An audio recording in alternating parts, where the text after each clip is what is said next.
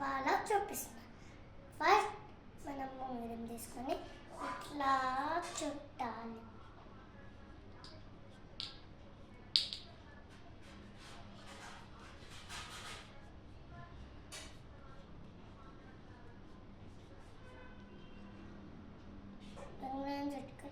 టైట్గా ఉందో లూజ్గా ఉందో చూసుకోవాలి. ఇండెక్స్ ఫింగర్ పెట్టుకొని ఇట్లా అని పైకని కిందకని వేయాలి.